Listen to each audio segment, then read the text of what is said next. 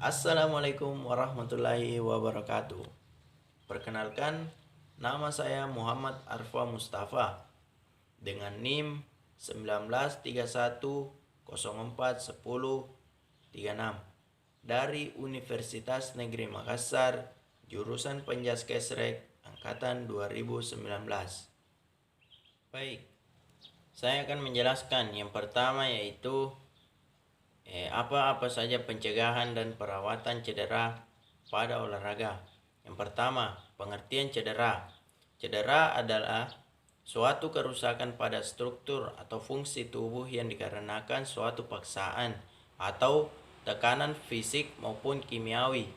Cedera juga mengakibatkan gaya-gaya yang bekerja pada tubuh atau sebagian daripada tubuh di mana melampaui kemampuan tubuh untuk mengatasinya. 2. Cedera dapat terbagi menjadi dua. Yang pertama, kelompok kerusakan traumatik. Kerusakan ini seperti lecet tubuh, memar, lebam pada otak, luka strem pada otot, sprain sendi, dislokasi sendi, patah tulang.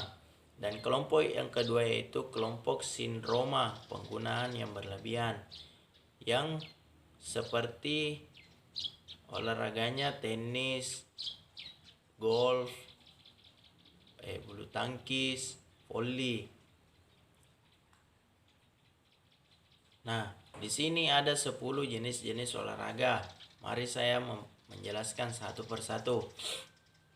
Yang pertama yaitu cedera pada otot pergelangan kaki, di mana Anda mungkin sudah pernah atau bahkan sering mengalami cedera yang suatu ini. Cedera ini dapat terjadi pada peregangan yang berlebihan atau robekan pada urat. Yang kedua, cedera tulang kering, di mana cedera ini terjadi karena peradangan pada otot dan biasanya terjadi pada siapapun. Yang ketiga, nyeri pinggang. Nyeri ini banyak dialami oleh yang mengangkat beban, bersepeda, atau bermain golf dan bisbol. Yang keempat yaitu cedera bahu. Cedera bahu terdapat 4 otot besar yang bertugas untuk menopang dan menjaga sendi-sendi bahu. Maka bahu adalah bagian yang rawan cedera apabila Anda melakukan olahraga seperti berenang, push up, bulu tangkis, dan bisbol. Yang kelima yaitu kram otot. Kram otot sering terjadi pada kelangsungan olahraga seperti tenis yang melakukan pemanasan yang beragaman otot yang tuntas. Yang keenam yaitu cedera lutut. Sering terjadi pada atlet sepak bola, basket, voli yang menggunakan tumpuan-tumpuan pada bagian bawah. Yang ketujuh yaitu cedera siku. Bagi Anda yang sering berolahraga seperti bulu tangkis, tenis, dan golf, voli, atau angkat beban, berhati-hatilah supaya tidak mengalami cedera pada siku Anda. Yang kedelapan yaitu cedera Achilles tendon. Achilles tendon ini merasakan nyeri pada tumit atau betis yang disebabkan oleh robekan tendon. Yang ke-10 yaitu cedera hamstring. Saat Anda merasakan sensasi nyeri seperti otot Anda tertarik pada bagian belakang paha, ini berarti Anda mengalami cedera hamstring. Yang ke-10 yaitu geger otak. Anda pasti pernah mendengar cedera ini toh? Memang sering terjadi pada salah satu cedera yang banyak ditalangi instansi gawat darurat. Geger otak biasanya terjadi karena benturan pada kepala yang melukai pembuluh darah dan saraf otak. Klasifikasi cedera berdasarkan penyebab. Yang pertama itu external violency. sebab yang berasal dari luar yang dapat dipengaruhi body contact sport, di mana sepak bola, tinju, karate. Yang kedua, bola, stick, hoki atau raket yang terlepas pada pegangan. Yang ketiga itu lapangan yang tidak memenuhi persyaratan, lintasan balap mobil atau balap motor yang tidak baik, lapangan bola yang berlubang. Yang kedua yaitu internal violence yang disebabkan berasal dari dalam. Cedera ini terjadi karena koordinasi otot dan sendi yang kurang sempurna, sehingga menimbulkan gerakan-gerakan yang salah dan mengakibatkan cedera. Yang ketiga itu overuse, pemakaian yang terus-menerus. Cedera ini timbul karena pemakaian otot yang berlebihan dan terjadi berulang-ulang. Sifatnya biasanya perlahan-lahan tapi pasti. Nah, kita lanjut kedua yaitu klarifikasi cedera berdasarkan berat ringan cedera. Yang pertama, cedera ringan. Cedera ringan yang tidak diikuti kerusakan yang berarti pada jaringan tubuh kita, misalkan kekuatan otot dan kelemahan. Pada cedera ringan biasanya tidak diperlukan pengobatan apapun, dan cedera akan sembuh dengan sendirinya setelah beberapa waktu. Dan yang kedua yaitu cedera berat. Cedera yang serius di mana pada cedera tersebut terdapat kerusakan jaringan tubuh, misalnya robekan otot atau ligamen maupun patah tulang.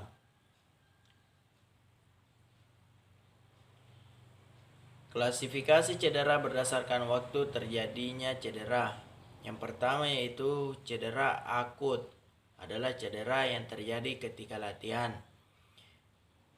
Beberapa gejala cedera akut yaitu bagian A terjadi secara mendadak, kedua nyeri, ketiga bengkak, keempat penurunan range of motion, yang kelima kelemahan otot pada ekstremitas yang cedera, yang keenam yaitu tanpa abnormalitas pada sendi atau tulang. Cedera kronik, cedera yang terjadi secara berulang-ulang didapatkan akibat dari overuse yang menimbulkan gejala-gejala bengkak, nyeri ketika digunakan untuk berlatih, nyeri tumpul ketika istirahat dan latihan.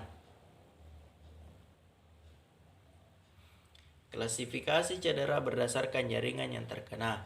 Yang pertama yaitu cedera jaringan lunak, yang dimana meliputi kerusakan pada kulit, tendon, ligamen, fasial, membrasiofisial, dan jaringan non-konektif, pembuluh darah, saraf, dan otot. Cedera pada kulit juga dapat menimbulkan ekskoriasi, yaitu luka yang terjadi karena adanya gesekan dengan benda rata, misalkan tanah, aspal. Yang kedua, laserasi, yaitu menyebabkan luka sobek, luka yang disebabkan oleh benda tajam. Dan yang ketiga, puntung, luka yang disebabkan oleh suatu tusukan. Baik, kita memasuki cedera pada otot, tendon, dan ligamen. Sprain. Sprain adalah cedera yang disebabkan adanya peregangan yang berlebihan sehingga terjadinya cedera pada ligamen. Yang kedua yaitu fase inflamasi. Fase ini dapat berlangsung sampai 7-24 jam setelah cedera yang melibatkan sejumlah respon inflamasi, yaitu nyeri, bengkak, kemerahan, dan suhu tubuh naik. Fase regenerasi dapat diperbaiki. Fase ini terjadi mulai dari 7-24 jam hingga 4-6 minggu setelah cedera.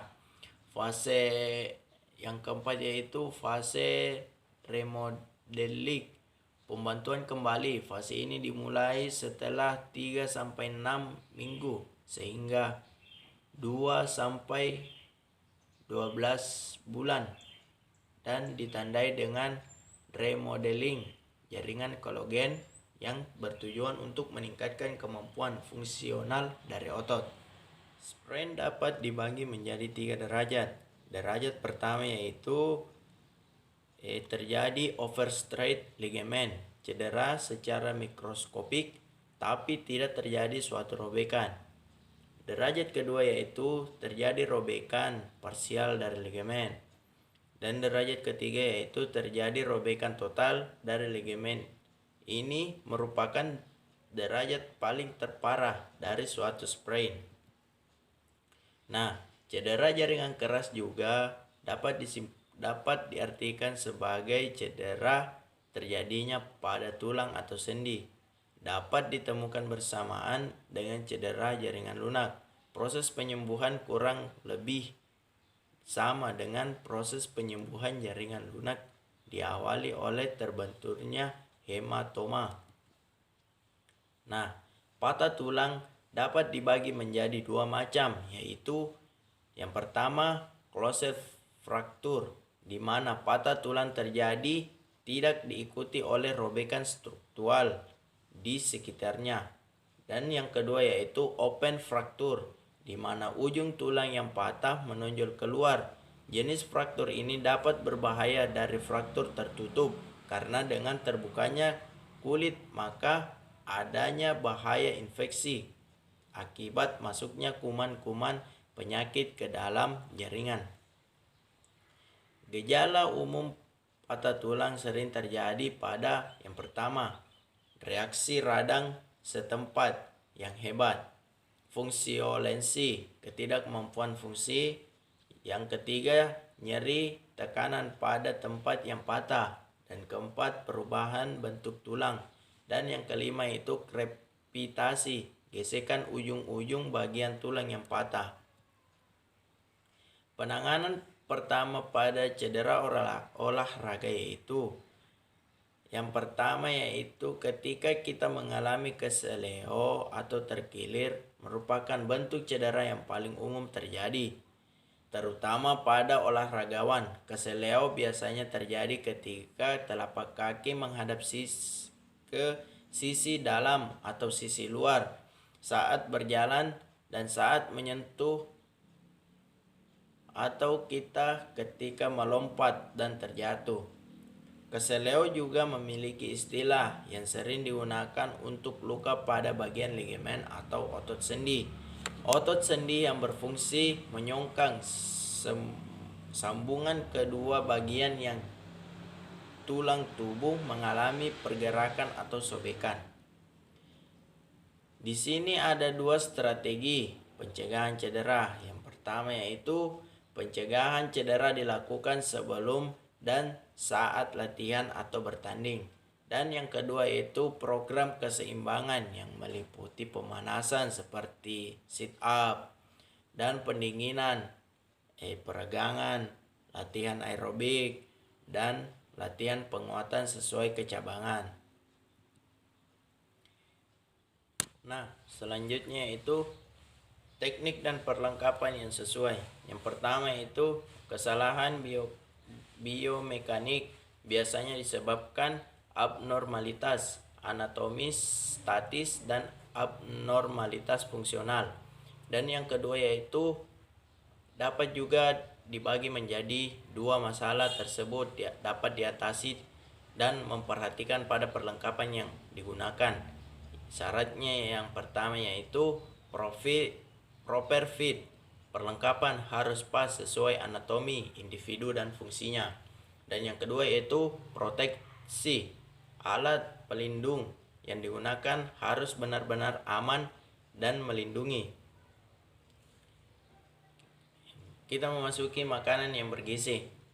Makanan yang bergizi dapat dibagi menjadi 4, yaitu karbohidrat yang disarankan makan padi-padian, buah-buahan, dan sayur-sayuran. Protein dapat berguna untuk memulihkan atau memperbaiki otot. Yang keempat, lemak esensial untuk menyokong tubuh fungsi alat yang harus mengkomunikasikan asam lemak. Dan keempat yaitu antioksidan berupa polifenol, flavonoid, dan vitamin C dan E. Vitamin dan mineral dapat dibagi menjadi 3, yaitu vitamin C bermanfaat dalam proses penyembuhan. Selain fungsi antioksidan merupakan komponen utama jaringan ikatan yang meningkatkan pertumbuhan fibroblast dan konotilen, produksi jaringan ikatan dan kartilago. Diet harian 100 mg vitamin C. Kalsium penting untuk perbaikan kepadatan tulang dan kontraksi otot normal. Kebutuhan harian 1200 mg bersumber dari suplemen atau sumber alami. Dan yang ketiga yaitu zat besi, berperan pada oksidatif potensial otot dan bahan yang memengaruhi fungsi hemoglobin. Sekian penjelasan pembelajaran dari saya, pembelajaran pencegahan dan perawatan cedera pada otot olahraga. Sekian dan terima kasih. Assalamualaikum warahmatullahi wabarakatuh.